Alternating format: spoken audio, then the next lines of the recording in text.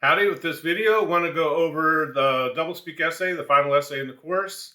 With this video, I want to go over the assignment and what the essay should look like and what kind of primary sources you should be looking for. Then in the second video, I'm going to go through doublespeak, of the different types of doublespeak, give you examples of that. So hopefully by the end of that video, you'll understand what doublespeak is and the different types of doublespeak. But for this video, we're just going to go over the assignment. Everything should be here under material for doublespeak essay number 4. You have the assignment sheet. You have an excerpt from a book by William Letts called Doublespeak, where you're going to be getting your definitions for your essay and things like that. And also, here's a possible outline for the essay, and there's a sample essay. And we'll go over those here in a second. But let's look at the essay itself. Go ahead and download that. Make it bigger. So here's the assignment sheet. Like it says in his book Doublespeak, William Letts defines the concept of doublespeak as follows. It's language that pretends to communicate but really doesn't. It makes the bad seem good, negative appear positive. The unpleasant appear attractive or at least tolerable. When somebody makes a mistake, you're going to see this kind of language coming into the picture, right? It avoids or shifts responsibilities, the variance with its real or purported meaning. In other words, the idea is that you can use language to control people's thoughts and actions. And it's probably true, right? Advertising does work on us. We like to think it doesn't, but we want certain things because we saw that advertisement, and my neighbor has one too, and why can't I have one? People always playing with your head through language. So, and you've done it too. If when your mom came home that one time and you told her, "Mom, the lamp broke," you were using doublespeak. You were shifting responsibility by using passive voice, right? So she had to say, "Okay, who broke the lamp?" And you're like, I did. And she kind of worked through your doublespeak because you weren't very good at it. But we're going to be looking at doublespeak that's a little more sophisticated, and you're going to be exposing that within a primary source. So you're going to write a 1,000-word essay. You can use either MLA or APA. If you're going into sociology, psychology, or the medical professions, I strongly encourage you to write another APA paper. I'm going to give you 5 bonus points on the essay grade if you use APA formatting. But some of you are in welding and things like that, where learning MLA or APAs, it's just kind of up to you, right? I'm not going to use them very much later on, but it's up to you. And you're going to use what you're going to do is you're going to pick a primary source, and I need to prove that topic choice before you get there, or before you get too far along. But a primary source is you're going to find the person actually using the doublespeak within that particular speech, or you're going to find a company using doublespeak in a particular ad for their product, and you're going to expose the doublespeak within that primary source. So if you're thinking like, cool, I'm going to tear Donald Trump a new one, well, that's fine. But keep in mind, it's not about being anti-Trump or anti-Biden or whatever. I don't really care what your political beliefs are. I want you to analyze the use of language within that primary source. So if you're going to pick like Barack Obama's doublespeak, you have to go find one speech from Barack Obama where you see him actually using doublespeak throughout that speech, and different types of doublespeak as well. But you're going to be kind of the investigative reporter going through that primary source and exposing the doublespeak in it. So I don't want you to go find me people who are analyzing a speech and say, "Oh, these people found doublespeak." That's like, I don't care. I want to see what you're finding within that speech. And that's very important.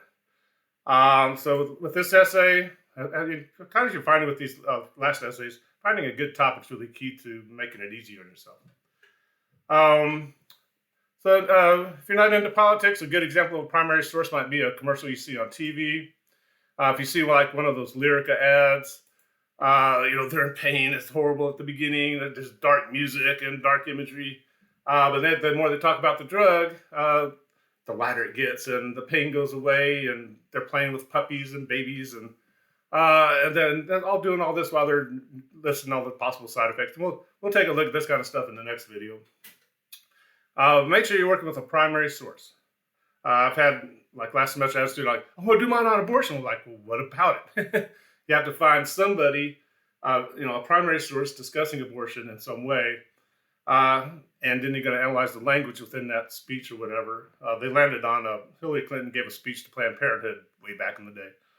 And so they found that, and that's what they used. But really, it's not about how you feel about abortion. It's about how that person uses doublespeak within that primary source. So keep that in mind. You can usually tell which side, if somebody does a politician, you can usually figure out which side they're on. But you want to keep it kind of analytical. You're kind of the fly on the wall, just exposing the doublespeak within that source. The other requirements, at least two sources other than your primary source. One's going to be this William Letts source, which is copied on the D2L page there, on the content page, which I'll show you here in a second. After that, it kind of depends on what your primary source is. If you're going to start, you're going to see with that sample essay, he had to go back to, he wanted to use Richard Nixon because he was a big Richard Nixon nut. I didn't particularly like him, but he was just fascinated by Richard Nixon as a historical character or person. He wasn't a character. I said, well, you have to kind of explain to the other dual enrollment students who Richard Nixon was, and why you're kind of picking that topic. So it just kind of depends. So we had to use a source to talk about Watergate and things like that.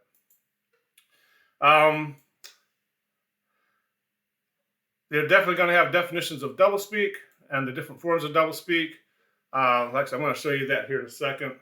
But it has to come from the Letts source that I provided under material for essay number 4. And like I said, we're about to look at it. It should not just come from random sources on the internet, or that's a good sign somebody's using AI or not writing their own essay. So be careful there. Long quote, short quote, summary, paraphrase, all the fun punctuation, still all the forbidden words. In fact, with this one, you should be avoiding I quite a bit unless you have direct experience with your primary source, but sometimes students do pick that. Had a good one a couple of years ago from a vet who used a letter from the Veterans Administration denying them benefits. And he just went through that letter, just pointed out all the doublespeak and how nobody was accepting blame for anything and all the things that were happening. And he used I in there because the letter was addressed to him. But other than that, generally you should not be using I within the essay unless you have a direct experience with that primary source. And like it says, if you go with the APA formatting, I'll add 5 points to the essay grade. But again, you can choose either MLA or APA with this last essay. So again, the trick is finding a good primary source. We'll talk about that a lot more with the next video. When I say I want you to use the William Letts book as a source, this is what I'm talking about. Here we have the first chapter in his book where he defines doublespeak. That's right there. You can see exactly where I got it on the topic on the assignment sheet. It's the exact same definition. Then he goes through the different types of doublespeak. And you're going to be finding different types of doublespeak within your primary source. So, if you just find one, that's not going to make a very good essay. But usually if they use one, they use more. Then towards the end, there's the one on weasel words, which we'll get into here in the next video. So that's the one source I want you to use. So you have your primary source is going to be one of your sources. Second one's going to be the Letts source. Third one's kind of up to you. There's a possible outline right there. Open this thing up. Everybody's essay is going to start out kind of the same. You want an introduction. You're going to give the definition of doublespeak from Letts, again from that source I have copied there for you. So you're just going to kind of generally, introduce doublespeak in general. Then you're going to get into your primary source.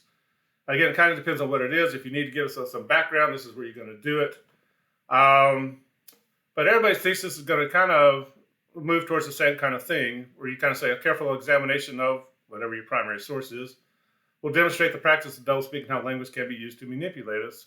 And then within the body of your essay, you're going to take us through the different types of doublespeak you see in that primary source, and kind of, like I said, be the investigative journalist that exposes the use of language in that primary source. Again, try not to force it when you think about a primary source.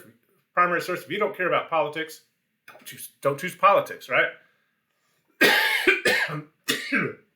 Excuse me. Any kind of most advertisements use doublespeak and can make good primary sources. Weight loss ads are good ones. Or if you look in those muscle and fitness magazines where, somebody who looks like me, takes this magical powder and, 3 months later, I look like Arnold Schwarzenegger or something. They're using, they're using doublespeak to try and sell you and make you think you're going to be that way. That's going to happen to you. But in the body of the essay, you're going to go through the different types of doublespeak. Especially if you're going to use like a political speech or an advertisement, you're going to be talking about images. Every time a political figure gives a speech, it looks like they've had a sail on American flags in the background, right? They got to look patriotic, and they plant people behind them, so they're screaming happy people with little signs and everything. But especially like in drug ads, you're going to probably spend quite a bit of time on images and how they manipulate images to make the drug seem effective, even though what they may be saying to you while you're looking at the images and may be saying something different. These different types we're going to go over in the next video, but you're going to define each individual type of doublespeak, and then you're going to give examples from that primary source. You may not end up using all of these. Like this essay is probably about a good 2,000 words. I'm not looking for that. So if you find a good primary source that has at least 3 of these, you're going to have a pretty good essay about the right length. We'll probably come back to this in the next video just real quick. But that's basically how the essay is going to work. You're going to define a particular type of doublespeak and then expose that type of doublespeak going through that primary source. You are allowed to kind of come up with your own definition. Particularly some political figures can kind of create their own type of doublespeak, and you might have to label that for yourself.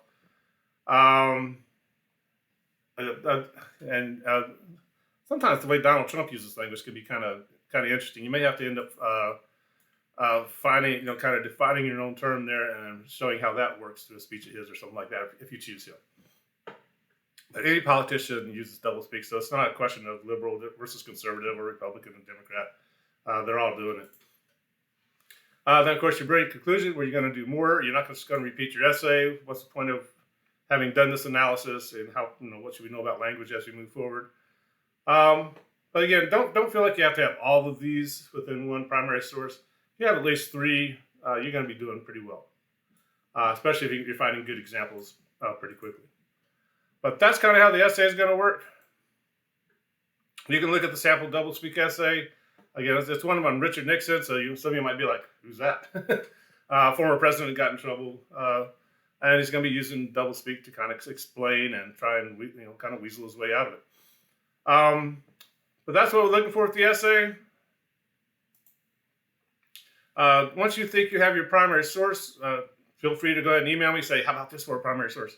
And I'll be, give you a yes or no, or that sounds good, but maybe do this kind of thing. But again, don't panic if you're not into politics. Just start watching TV and look at the advertisements, and you'll start seeing examples of doublespeak pretty quickly. But I'm going to do one more video going over doublespeak itself. If I live to do it. But other than that, we will talk to you later. Be sure to let me know if you have any questions. Bye-bye.